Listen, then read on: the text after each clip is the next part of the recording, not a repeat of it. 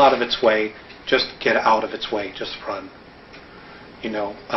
There is a way to kill them. If you can't cut off their head, they have two hearts. There's one here, underneath this armpit, and one here. Or if you can't get to that area and you need to slow it down, you need to hit it right above its groin area. It has a very large liver. You need to wound it there to slow it down.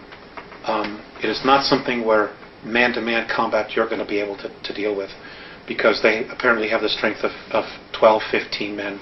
They're incredibly quick. They're incredibly psychic. They know what you're going to do before you do it. If they get here en masse, we got real problems. Real problems. What do the Andromedans advise human beings to do if they encounter an Alpha Draconin? To leave. You leave its space. Get away. To get away. What if they can't? Then they can't. And if they can't? They'll usually be killed. And what do they have the Andromedans spoken in any detail about what a human being should do if they are in that position? For karmic purposes? Look, that's not karmic at all. A lot of these, all this metaphysical stuff, where you chose to be here, a lot of, in some situations that's true. When you're creating your reality and in your space. But when you're being invaded, that's not karma. That's a violation of free will. If your free will is being violated, Alex, what should you do? You should ask for help. Okay. Ask for help. Put a call up to God. Put a call up to heaven. Put a call to the Andromedans, the Pleiadians, whomever. Just put a call up and deal with it. I don't know. That's just the nature of the beast. They don't like us. We're considered a food source for them. For them. We're a food source for the Greys, but in an entirely different way. Have they taught us to be carnivorous through the belief systems? Have they taught us to eat meat and eat flesh? Well, it lowers the body's vibration.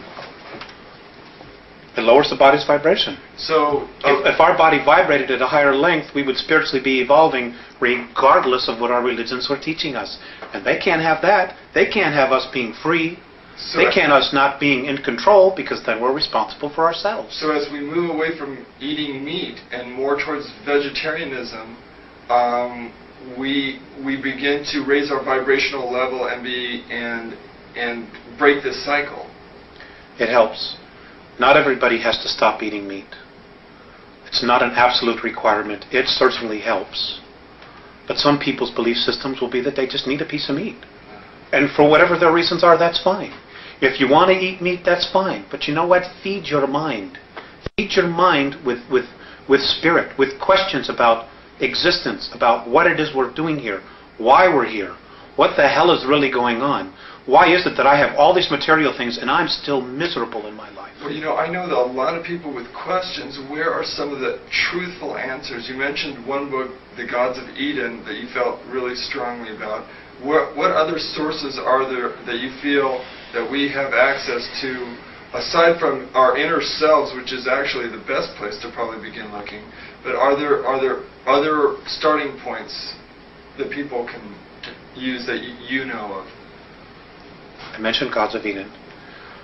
George Andrews' books, E.T.s Among Us.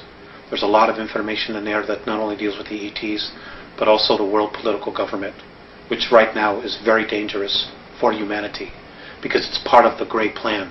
It's part of their regressive alien plan to keep us in jail. Okay, do not pass go, but keep us in jail.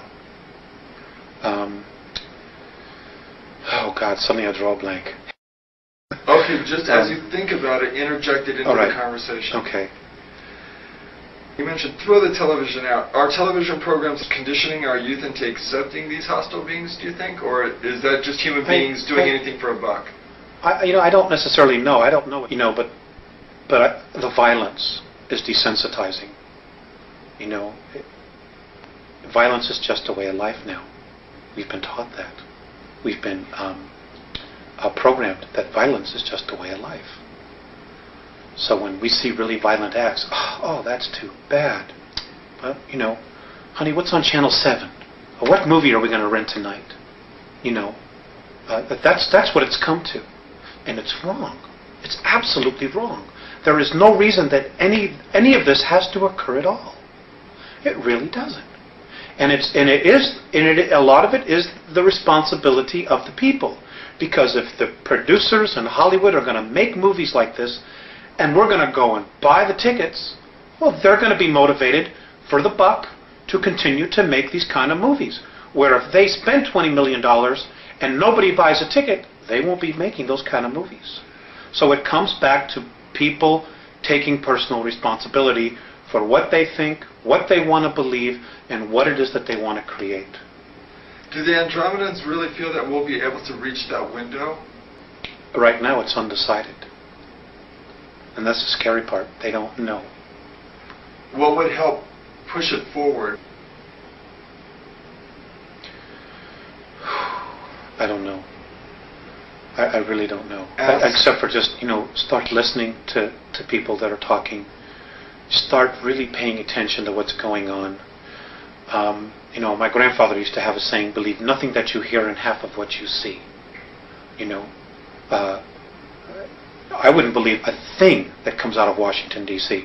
In fact, it's my own personal belief that this next election that's coming up next year in November, that every American should march on Washington, D.C. and should fire every single person that's there. They have run this country into the ground. They have totally sold us out to the United Nations for a buck, for the debt. And, even the monetary system, it's just a belief system. We could change that tomorrow if we wanted to. I mean, we're so intelligent. We could create something different, but we're believing, we've got to have this money. Do you know that we're the only race in our galaxy where people starve, that people are homeless? I mean, it's such bull. It doesn't have to be like this. If you're alive and you're on a planet and other civilizations, even the draconian races, they take care of their own. They don't sell out each other like we do here. They don't throw somebody in the street because they don't have a paper, which is really what it is. The only value on it is what we believe it is. They just don't have that. They don't let children starve. They don't feed grain to cattle that feed 20% of the population and let the other 25% that need the grain starve. It's unconscionable. They would never even think to do that. But we do it here. For bucks. For money. For power. That's part of that conditioning process that's been going on 5,700 years. That's part of it. But the responsibility is that there are people that know what's going on and they play the game anyway. They don't have the courage to say, look, folks, let's deal with the realities here. We don't have a guy that's strong enough in office as president to stand up and say, you know what, ladies and gentlemen, we've really been sold out. That there are forces within our government, like what Kennedy tried to do, that just flat out want to destroy the United States because we're too good, because we have too much. Instead of raising the consciousness and the life, everyday life, what's the word I'm looking for?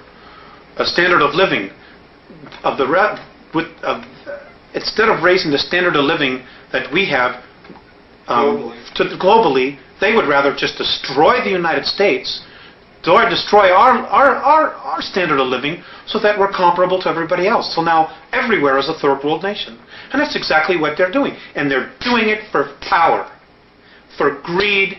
We're selling out our own, and something's got to be done. Could you describe the human military bases on the dark side of the moon, Mars, and the Mars probes as Andromedans, and how the Alpha Draconians fit into this scenario? The Mars probes, the Russian and the US one, they're gone. They were destroyed. They're history. There's no secret here about, it's taking pictures privately. And it doesn't matter whether you believe that or not. It's history. Okay? March of '89, the Russians took pictures. Mars was invaded. We had a human colony there of 300,000, so I'm told. One was Adam and underground, Eve. one was above ground, Adam and Eve. They're conquered.